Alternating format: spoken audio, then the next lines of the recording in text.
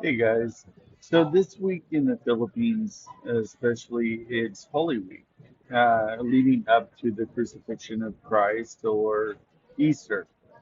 Now, a lot of people focus on Christ being crucified and things like that, but the thing is, what do we also need to look at with the other disciples, with what's going on with them, you know, to help us grow in the Christian walk with Christ?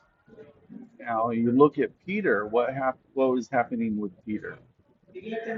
Christ was arrested, and then all the disciples ran, right? After Peter cut off the servant's ears and Christ healed the servant and everyone dispersed. But Peter also followed Christ.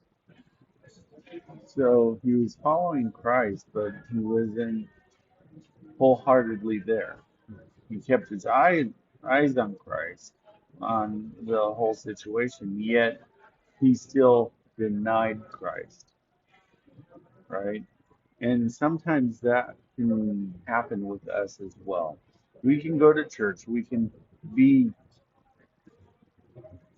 with Christ, and yet still deny Him. But we need to uh, recognize that we are denying Him in some of the things that we're doing, right? So, but let's first dive in before we tackle that topic and see what was going on from a biblical standpoint. What was going on with Peter? So let's go in Mark chapter 14, verse 66 through 72. And it says here, now as Peter was below in the courtyard, one of the servant girls of the high priest came, and when she saw Peter warming himself, she looked at him and said, "You also were with Jesus of Nazareth." But he denied it, saying, "I neither know nor understand what you are saying." And he went out on the porch, and a rooster crowed. Now remember, Christ prophesied this to him prior, and now it's happening. But it hasn't clicked in yet. And the servant girl saw him again and began to say to those who stood by, "This is one of them." But he denied it again. And a little later, those who stood by said to Peter again, "Surely you are one of them, for you are a Galilean, and your speech shows it."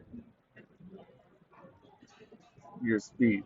So sometimes people see our speech and the way we talk and interact, and oh, are you a Christian?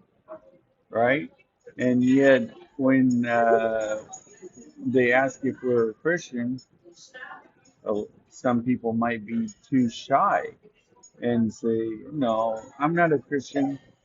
Again, going back to the denial, because you don't want other people to think this way or that way of you. But from our speech, the way we talk, the way we interact with people, it in essence should show that we are Christian, right? Okay. And in this instance, it showed that Peter was a Christian, was a follower of Christ. Let's go on.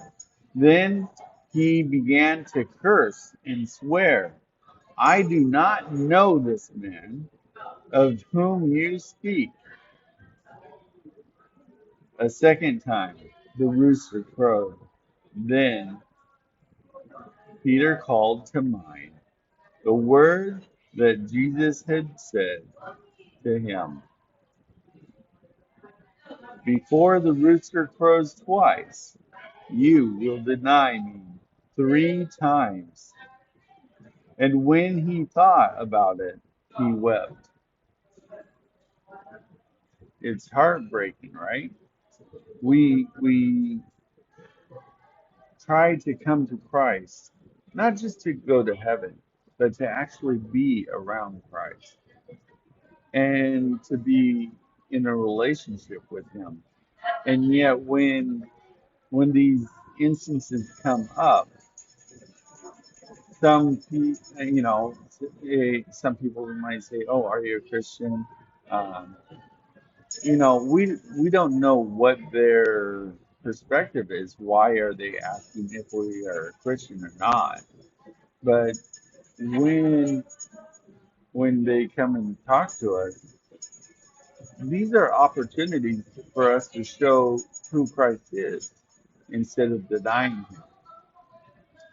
And as we see here, Peter was very outspoken especially during Christ's ministry, you know, and showing who Christ was, or asking Christ this or that, and so he was very vocal, even at the point of them arresting Christ. He chopped off the servant's ear. And the night before, when Jesus said that you'll deny me 3 times, he was very vocal and said, no, I won't deny you, God. I won't deny you, Jesus.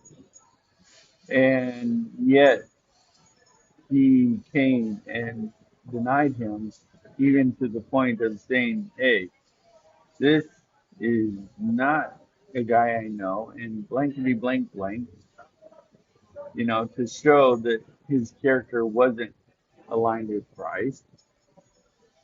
And we have to step back. We have to think, are we denying Christ? And if we are, we have to change. And we can only change through him by asking God, hey, God, change it. In Ezekiel 36, 26 and 27, it talks about that. And about, you know, uh, about our hearts being changed, or from heart, son of heart, rock, to a heart of flesh. It's a promise asking us to change our hearts. And we, in this Christian experience, need to learn about changing our hearts and coming closer to Christ. So if you guys have questions, feel free to comment down below. Remember to follow or subscribe, and feel free to, like I said, ask questions or comment. I'm open. I'm trying to do more than just the short verse of the days. I'm trying to bring out Bible studies a little bit more. And I am starting to work on a book.